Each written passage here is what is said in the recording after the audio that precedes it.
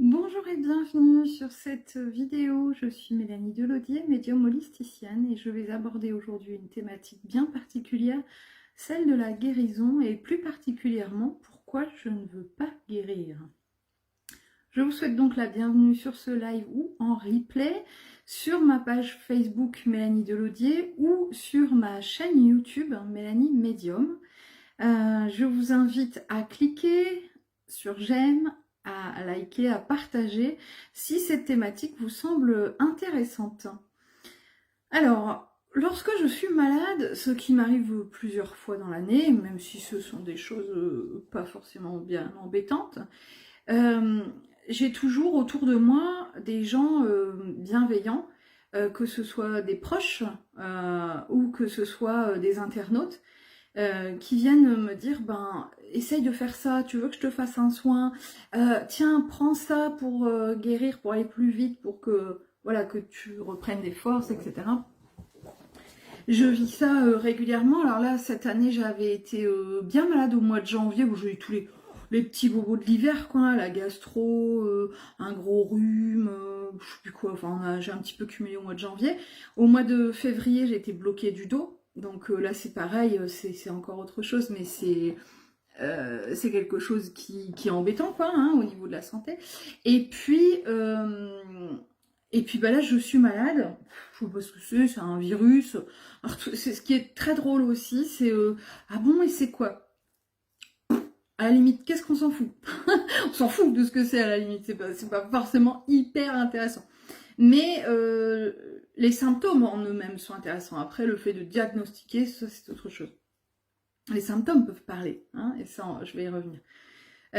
Et donc, je reçois bien sûr, depuis une semaine que je suis malade, fort heureusement, là, ça va mieux, c'est pour ça que j'arrive à vous faire une vidéo, mais hier, j'aurais pas pu, par exemple. Là, je sais que je vais faire la vidéo, et après, je vais être vidée.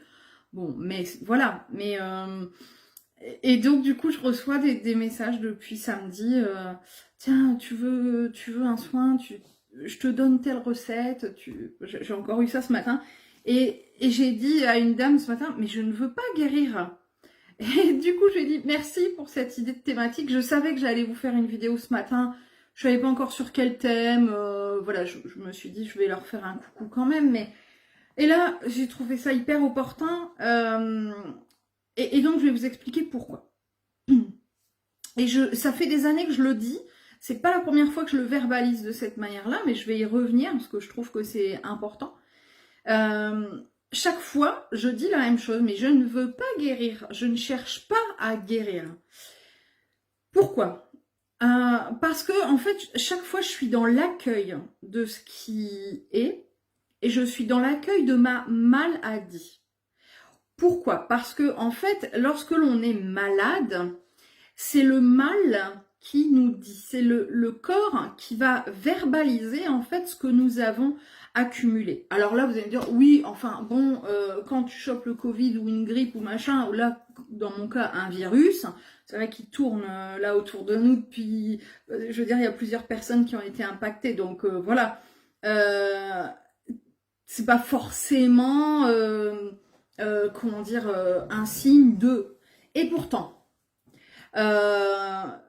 d'ailleurs, mon corps le manifeste de manière un petit peu différente par rapport à d'autres personnes, et ce qui est absolument symbolique. Du coup, pour moi, chaque fois que je suis malade, j'accueille. Sur le coup, c'est pas très rigolo, hein, je vais vous avouer que samedi, j'étais mais malade comme un chien. Franchement, j'étais pas dans la réflexion de me dire pourquoi je suis malade, qu'est-ce qu'on essaie de me dire, qu'est-ce que mon corps essaie de me dire, etc. C'était vraiment je suis malade, point. C'était les toilettes, le lit, les toilettes, thermomètre et puis bouteille d'eau, quoi, voilà.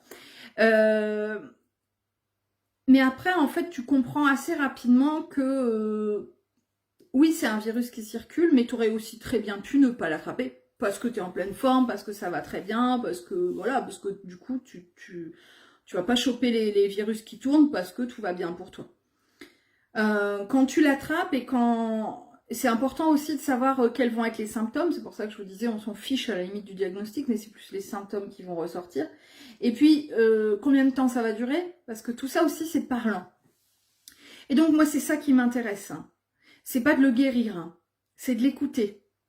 C'est de pouvoir écouter chacun des symptômes. Le premier qui est venu pour moi, ça a été le mal de ventre, mais alors un mal de ventre terrible, des nausées, des ballonnements que j'ai toujours, et qui sont très symptomatiques de ma situation. J'ai perdu un proche la semaine dernière, et donc l'enterrement, enfin la cérémonie avait lieu le jeudi, j'ai été malade dans la nuit du vendredi au samedi. Je pense qu'il y a eu un trop-plein, en fait. Voilà, ça a été un trop-plein d'émotions, trop-plein de choses qui sont remontées. Voilà, quel que soit le deuil, même là, c'était quelqu'un qui était âgé. En fin de vie, on s'y attendait dans les semaines ou les jours à venir. Mais quand bien même, ça remue des choses. Ça fait travailler des choses. Et là, je pense que je suis toujours d'ailleurs, en pleine libération. Donc, je ne veux pas guérir. Je ne cherche pas à guérir à tout prix. Je ne cherche pas à me guérir à coups de ci, de ça, de machin pour être en forme. Pas du tout. C'est pas marrant. Ça me fait quand même perdre 2 semaines de travail. Donc, en tant que travailleur libéral, je vais vous dire que c'est énorme au niveau du salaire. Je perds la moitié de mon salaire, là. Voilà. Mais c'est OK. C'est OK parce que c'est important. Je ne peux pas nier, en fait, pour moi, celui qui veut se guérir à tout prix, je ne dis pas que je ne veux pas guérir du tout, bien sûr, je ne voudrais pas rester dans cet état sur un temps indéfini, évidemment. Mais celui qui cherche à tout prix à guérir se plante complètement. Parce que on n'est pas... tant qu'on n'est pas dans l'acceptation de ce qui est, tant qu'on n'est pas dans la compréhension, en fait, de la symptomatologie qui est présente en nous, tant que l'on ne reconnaît pas en fait ce qui est en train de remonter, ce qui essaye à tout prix de sortir, on n'est pas dans la reconnaissance du soi profond, on n'est pas dans la reconnaissance de nos besoins en fait vitaux. Alors vous allez me dire, mais attends, quand tu as de la température, tout ça, ton besoin vital, c'est juste de faire redescendre ta température. Oui, j'entends bien, mais pourquoi tu fulmines ? Pourquoi ça monte? C'est ça qui est important en fait. Pourquoi tu as envie de vomir? Ou au contraire, pourquoi, je donne des exemples divers et variés, pourquoi tu vas te vider aux toilettes? Pourquoi est-ce que tu tousses, tu craches tes poumons? C'est une expression, hein. Qu'est-ce que tu matérialises que tu n'as peut-être pas suffisamment verbalisé? Qu'est-ce que tu as gardé pour toi, en toi, et qui est en train de sortir? Coûte que coûte. C'est pareil pour les maladies plus, comment dire, chroniques. Mais ça, je vais vraiment le laisser de côté parce que c'est encore autre chose. Moi, je parle là de la bobologie, d'accord? Du fait que quand vous êtes malade, un petit coup comme ça dans l'année, moi, je ne veux pas guérir. Je ne cherche pas à guérir à tout prix. Je ne veux pas que ça aille plus vite. Je ne reprends pas le travail alors que je suis encore malade. Je suis malade, c'est OK. Je dois apprendre à m'écouter. Pour moi, c'est ça le plus important en fait. Le plus important, c'est ça. Je dois apprendre à m'écouter, à écouter mes symptômes, à écouter mon corps. Ça m'empêchera pas d'aller me faire une tisane miel citron quand j'ai la gorge enrouée. Ça m'empêche pas de me faire des bouillottes spéciales avec des huiles essentielles si j'ai mal au dos. Ça m'empêche pas de trouver des remèdes entre guillemets naturels ou moins naturels. Moi, je prends aussi des cachets, ça ne me pose aucun problème. Ça m'empêche pas de me soigner de manière générale, mais je ne veux pas guérir à tout prix. Je ne veux pas guérir trop rapidement, je veux surtout comprendre et accepter ce qui est. Parfois, je suis malade juste parce que j'ai besoin de faire une pause, en fait. Là, pour le coup, j'ai perdu un proche, c'était trop tôt. Ça ne m'étonne, quand je suis tombée malade, je me suis dit, ça ne m'étonne, mais pas du tout. Pas du tout. Parce que j'avais encore besoin de temps. J'avais besoin de temps pour digérer le truc, et c'est aussi pour ça que je suis toujours ballonnée avec ce virus. J'avais besoin de temps pour moi, en fait. Alors, là, j'ai lu Je me suis enfilé deux romans là, couchés quand j'étais alitée, donc ça c'est cool. J'ai entamé un livre sur la physique quantique. Celui-là, je ne l'avale pas comme ça, hein. Croyez-moi que c'est plus compliqué. Je me suis offert des tarots que j'ai découverts, j'ai pris le temps de les découvrir. Donc j'ai fait des choses en fait que je ne fais pas en temps ordinaire ou alors avec un temps bien plus long, bien sûr. Du coup, j'ai pris du temps, en fait. J'ai pris ce temps dont j'avais besoin. Alors, fort heureusement, je tombe pas malade chaque fois que j'ai un décès. Et puis d'ailleurs, j'en ai pas tant que ça, donc voilà, je serais pas souvent malade si c'était le cas. Mais je vais tomber malade. D'ailleurs, l'expression est très juste à mon sens. Quand je tombe parce que je n'ai pas pris soin, peut-être de faire attention à certaines émotions, ou que j'y ai fait attention, mais qu'à un moment donné, elle m'écrase. Donc je le répète, hein, là c'est pas une vidéo qui est adaptée tout à fait aux pathologies, aux maladies chroniques, aux douleurs chroniques, etc. Hein. C'est pas ça. Là, c'est vraiment la bobologie du quotidien. Mais ça va marcher aussi, par exemple, je me suis tordu la cheville. Ben, quand on réfléchit bien, souvent la personne qui se casse la jambe ou le bras ou la cheville ou quoi que ce soit va se retrouver immobilisée un moment et comme par hasard, elle va dire oui, bah finalement ça tombe pas plus mal parce que j'étais épuisée. Oui, bah de toute façon j'étais à la limite du burn-out. J'ai plein de gens comme ça qui reviennent vers moi et qui me verbalisent ça en fait. Alors bon, là moi c'est juste un petit virus qui passe. C'est pas bien méchant, je suis hyper fatiguée, je dors tous les jours plusieurs heures dans la journée encore. Hein. Donc, mais est-ce vraiment le virus? Est-ce que c'est pas plutôt voilà le contre-coup, les émotions qui m'ont assailli et puis qui font que voilà j'ai besoin de me reposer en fait, hein, de poser tout ça dans ma tête et dans mon cœur. Donc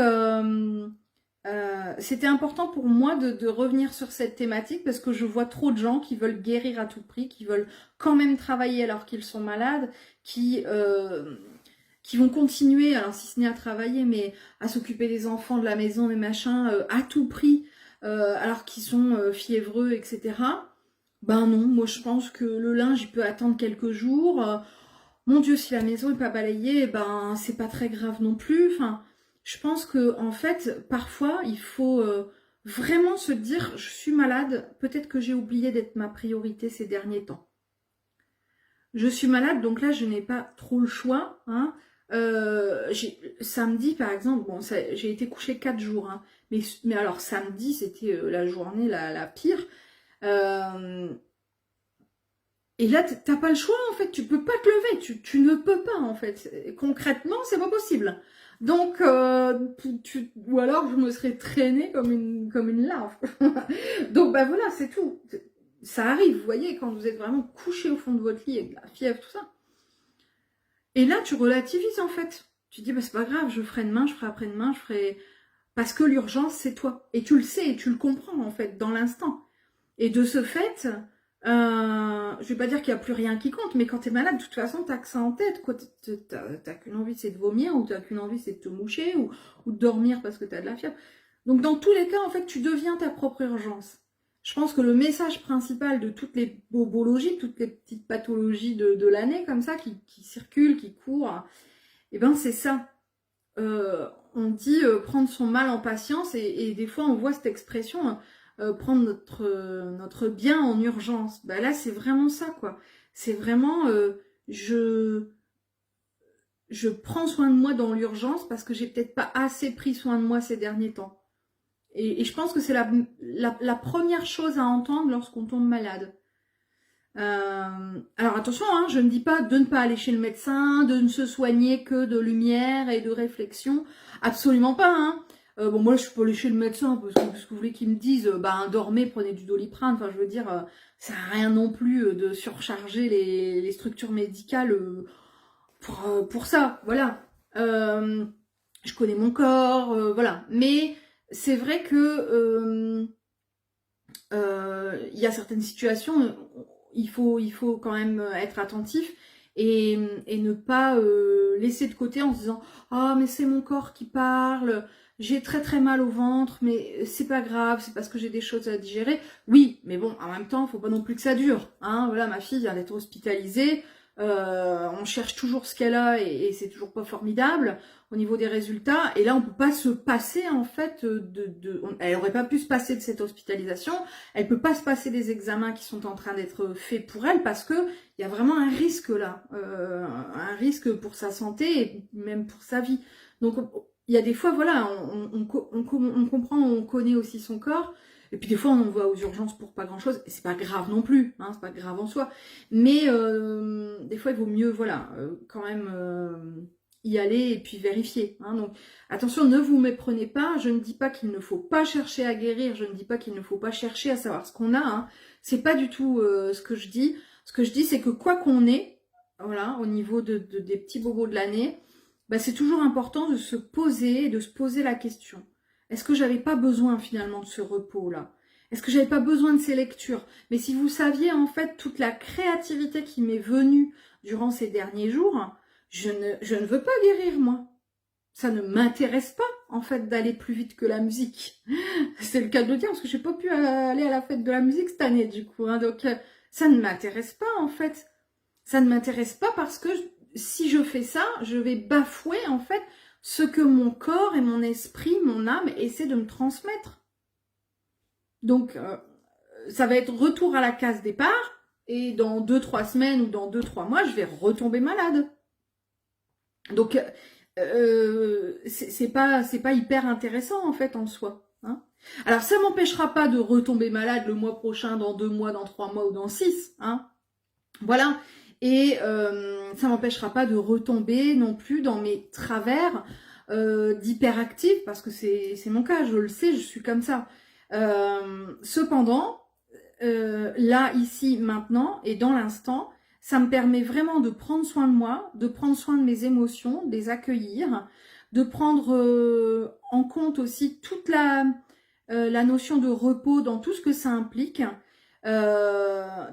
Avec mes lectures, en fait, dans les 2 romans, c'était des romans sympas, voilà, il y en a un qui m'a donné vraiment une idée, un projet qui est en train de mûrir, personnel, hein, voilà, mais qui est en train de mûrir en moi, et je sais que c'est le début de quelque chose.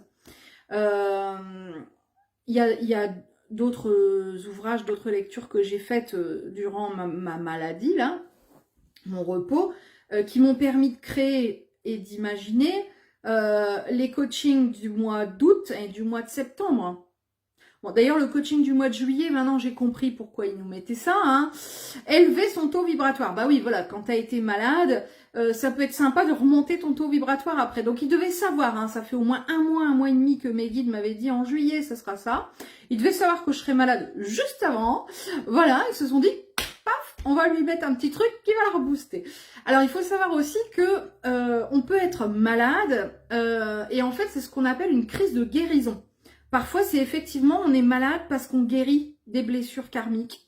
Moi, c'est très probablement mon cas aussi parce que un décès, en fait, ça va venir travailler plein de choses. Bon, des souvenirs, ça va venir travailler des liens, et pas forcément avec la personne décédée, mais ça peut être la prise de conscience d'autres liens, etc.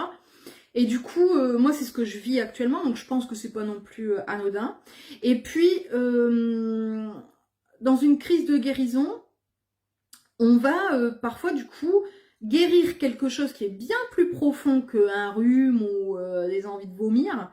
Hein. On va venir guérir, en fait, voilà, du karmique, on va venir guérir du transgénérationnel, et ça peut passer effectivement par le corps. Et donc, on peut se retrouver malade et c'est ce qu'on appelle une crise de guérison. Ça, c'est aussi important de le comprendre. Et cette crise de guérison, bien souvent, elle amène une élévation du taux vibratoire juste par la suite.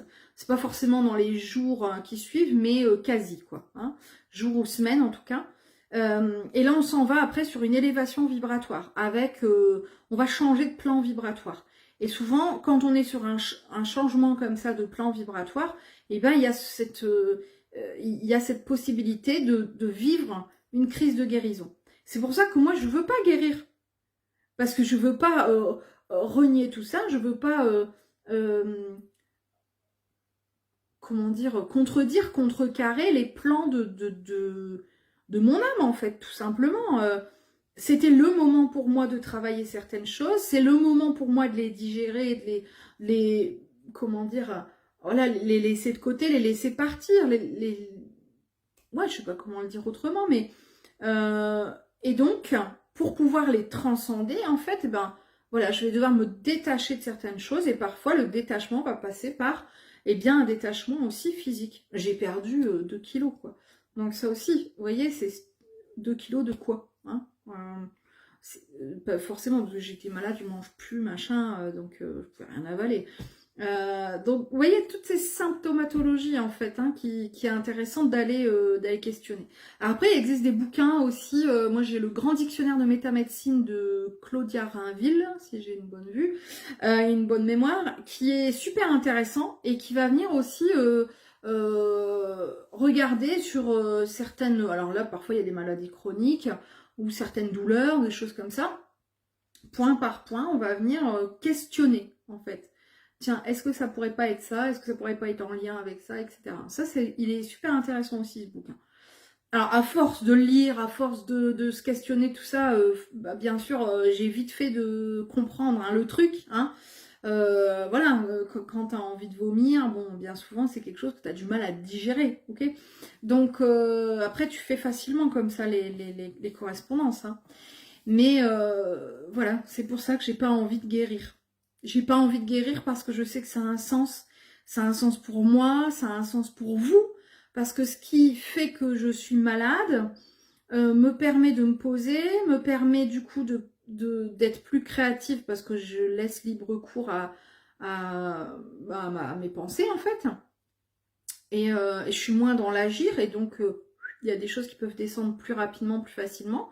Et de ce fait, vous allez aussi en bénéficier parce que si je travaille mon taux vibratoire et si je crée tel et tel coaching, bah c'est vous aussi qui allez en profiter. Donc en fait, c'est win-win, quoi, c'est gagnant-gagnant. Donc moi, être malade, je l'ai mis dans un post précédemment, j'adore être malade. Bon, oui, non, bon, vous m'avez entendu, mais vous avez compris pourquoi je dis ça, ne me mettez pas malade tous les mois non plus, hein, voilà, bon, hein, c'est pas l'objectif non plus. D'être malade tout le temps, c'est pas ça. Hein. Quand je dis j'adore être malade, c'est bon entre guillemets. Parce que quand t'étais bien malade et bien couché dans ton lit, tu peux rien faire. Moi, je pouvais même pas tenir mon livre au début. Hein. Donc les 2 premiers jours, j'étais même pas capable de faire ça. Hein. Donc là t'as les boules quoi. Là t'es pas trop bien quand même. Hein. Mais à côté de ça. Ça me permet, voilà, certaines prises de conscience, ça me permet plein d'autres choses. Donc, oui, je peux dire qu'effectivement, être malade m'apporte des choses. Si tant est qu'on le conscientise, la maladie est presque, je vais dire, une bénédiction. Alors après, vous allez me dire, bah, attends, si tu conscientises plus souvent, et sans être malade, du coup tu tomberas pas malade. Oui, peut-être. Peut-être aussi. Hein. Donc ça, c'est le fait d'être peut-être trop dans l'agir. Donc ça, c'est une prise de conscience que j'ai eue aussi, où je me suis dit, je vais essayer de fonctionner autrement, être un peu moins hyperactive, me poser un peu plus souvent, un peu plus facilement, etc. Enfin bon. C'est un travail de toute une vie aussi, ça. Hein. Donc voilà, c'était ce que j'avais envie de vous partager aujourd'hui. Alors c'est toujours pas la grande forme, hein. Là je suis sûre que j'irai prendre ma température, c'est pas la fête. Mais alors en fait, alors ça c'est aussi très intéressant. J'ai fait une fois de la fièvre, voilà. Mais le reste du temps, je fais de l'hypothermie. C'est la première fois que ça m'arrive, ou en tout cas autant que ça. Et là j'étais quand même descendue à 34. C'est pas grave, hein, c'est pas grave en soi. Effectivement, souvent, c'est lié à une infection ou à une hypoglycémie. Bah, tu m'étonnes, je ne bouffais plus rien, donc c'était pas illogique.